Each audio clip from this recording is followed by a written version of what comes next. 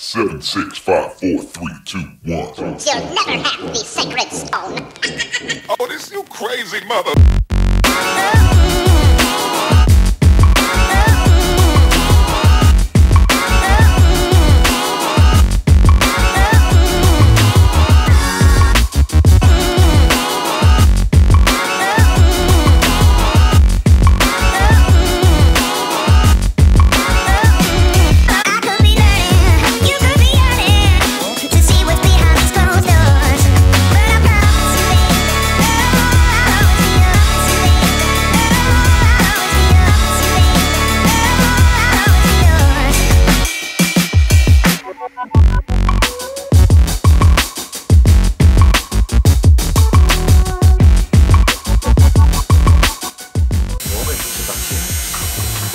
Parti.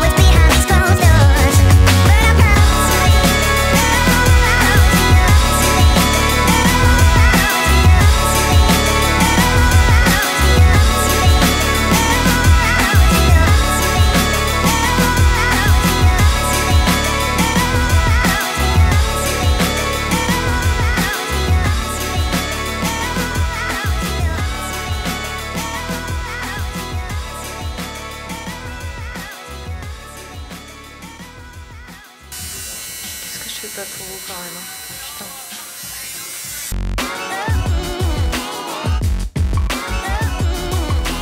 Tu l'auras compris Django, dans cet épisode nous allons parler de ma toute première séance avec Easy Sacha. Première séance qui consistait à attaquer mon full back en traditionnel japonais. Le projet, il s'agit de recouvrir mon dos de la nuque au milieu des cuisses d'un tatouage intégral, c'est-à-dire que toute ma peau sera recouverte d'encre. C'est le concept de l'irezumi au Japon, des tatouages qui recouvrent vraiment toute la peau. C'est un tatouage que j'attends depuis très longtemps. Quand je dis très longtemps, je parle pas de 1 an, même 2 ans, je parle plutôt d'une dizaine d'années. Ça faisait 1 an et demi, un peu plus d'1 an et demi que j'étais sur la liste d'attente de Sacha, on a fait le rendez-vous dessin. J'en parle dans mes précédentes vidéos, vous pouvez aller voir. On a attaqué, on en a pour 35 heures de travail environ en tout. Sur cette première séance, on en a fait 3h30. Je vais vous raconter un petit peu comment ça s'est passé. C'est parti! Déjà, la toute première chose à dire, c'est que je suis aux anges depuis que j'ai ce tatouage sur le dos. Il me manquait, voilà, je suis trop contente de l'avoir. Et je me permets, voilà, de rappeler ça parce que la suite, ça va être un petit peu plus nuancé. Les 45 premières minutes ont été une horreur. Autant quand ça se passe bien, un tatouage, et que j'ai pas de soucis, et que je tolère bien la douleur, et qu'il n'y a pas de problème, je vous le dis, je suis transparente avec vous, il n'y a pas de soucis. Donc là, vraiment, il fallait que je vous dise que la séance, ça n'a pas été une partie de plaisir du tout. En tout cas, les 45 premières minutes. Après, ça s'est beaucoup mieux passé, mais sur les 45 premières minutes, j'étais vraiment pas bien. C'est-à-dire que chaque coup de dermographe, je le vivais comme une agression, comme si on était en train de me découper un bras. J'avais extrêmement mal, je ne trouvais pas de position confortable, j'étais stressée, j'avais la nausée, non, j'étais vraiment pas bien, et Sacha évidemment l'a senti et l'a vu, et c'était évident, c'était transparent. Je couinais, je gesticulais, je changeais de position toutes les 10 secondes. C'était des conditions terribles pour travailler pour lui, des conditions terribles pour moi en tant que sujet. Donc évidemment, au bout de 45 minutes, on a arrêté et j'ai fait une pause. Sacha a été extrêmement compréhensif avec moi, il a été génial. Non seulement il m'a donné des conseils, parce que en tant que professionnel, c'était certainement pas la première fois qu'il croisait quelqu'un qui supportait pas. Et il m'a dit, écoute, il faut que tu te concentres, il faut que tu apprennes à gérer ta respiration, que tu arrives à t'isoler. Il m'a donné plein de conseils super. Et il m'a dit, écoute, surtout tu prends ton temps, tu prends le temps qu'il te faut, tu fais ta pause, ne stresse pas pour moi, il n'y a pas de souci, je comprends.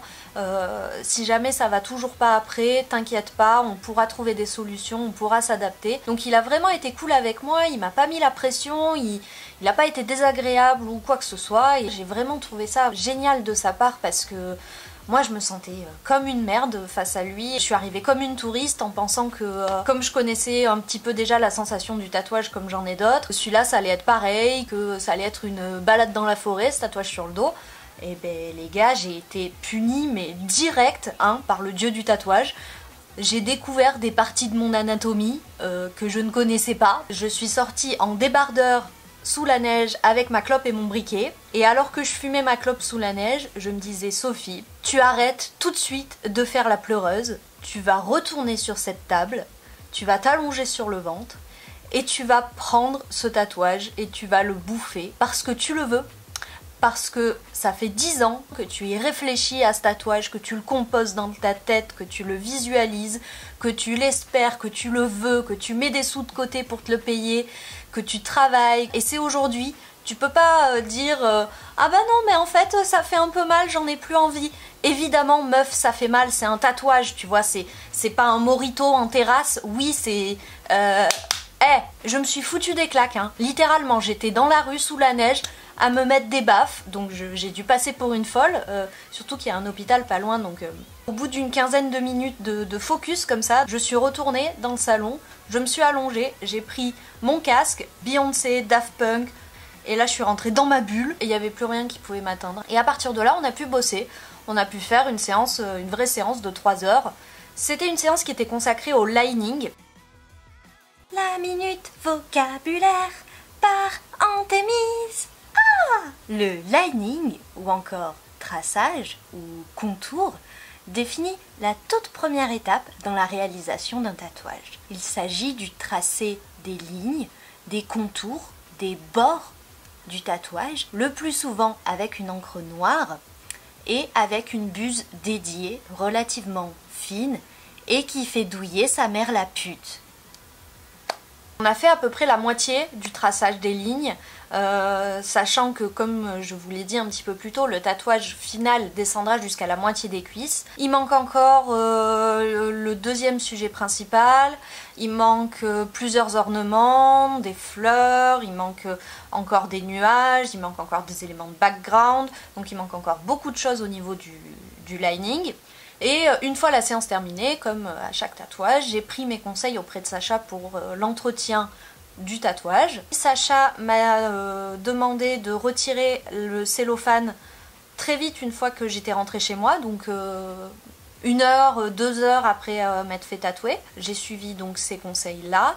Il m'a aussi demandé de ne pas mettre de crème avant 3 jours de cicatrisation, de laisser un petit peu la peau respirer. Et enfin, comme crème, il m'a conseillé la Dexeryl plutôt que la Bepanthen. Alors c'est vrai, la Dexeryl est plus agréable à porter. La Bepanthen, c'est une crème qui est très très grasse. On a un petit peu l'impression de se tartiner du gras de porc. La Dexeryl est plus agréable à porter. Elle pénètre beaucoup plus vite dans la peau. Vous en avez moins sur les mains, vous en avez moins partout que la Bepanthen qui est pour le coup... c'est du gras quoi. Vous pouvez faire cuire vos légumes avec, je pense, c'est possible. Voilà. La suite, donc je le revois le 15 mars pour continuer le lining, donc. Cette date me va très bien parce que c'est après le mondial du tatouage. Ça va me permettre de pouvoir profiter du mondial sans être en train de cicatriser et sans avoir le dos qui me gratte et tout ça, tout ça. Moi, ce tatouage, j'en suis très satisfaite. Il me tarde, j'ai tellement hâte en fait de le voir fini, complété avec tout le fond traditionnel japonais, les couleurs et toutes les fleurs et tous les ornements et tout ce qu'il va y avoir. J'ai vraiment hâte de le voir terminé. Mais là déjà le fait de sentir qu'il est là dans mon dos, c'est super cool. Et voilà, c'est une aventure qui commence parce que je vais avoir encore plein de séances avec Sacha. C'est aussi la fin d'une étape parce que enfin je réalise un de mes grands projets. C'est un aboutissement pour moi d'avoir enfin de l'encre sur le dos et de réaliser ce projet qui est très très fort de symbolique pour moi. Le paradoxe, c'est que je le vois jamais. De mes yeux, ce tatouage, je le vois pas. J'ai beau me contorsionner, je n'en vois quasiment pas. Je vois un petit peu l'épaule, un petit peu sur les hanches, mais je le vois pas ce tatouage. C'est très perturbant pour moi parce que tous mes autres tatouages, bah, je les vois. Je vis avec, je peux en profiter, je peux regarder tous les petits détails, les savourer au quotidien. Et celui-là, qui est ma plus grosse pièce, je ne peux pas en profiter au quotidien. Je suis obligée de demander à ma soeur de me faire des vidéos, de me prendre des photos, de zoomer sur la photo, de regarder pour savoir ce que j'ai dans le dos, quoi. C'est très très paradoxal, mais d'un autre côté, bah, j'ai pas le choix, parce que j'ai pas d'autre endroit sur le corps d'aussi grand et plat pour mettre une œuvre pareille, et ce sera les autres qui en profiteront plus que moi. Voilà. Sur ce, mes Django, on se retrouve au mondial du tatouage, j'espère, c'est dans pas longtemps.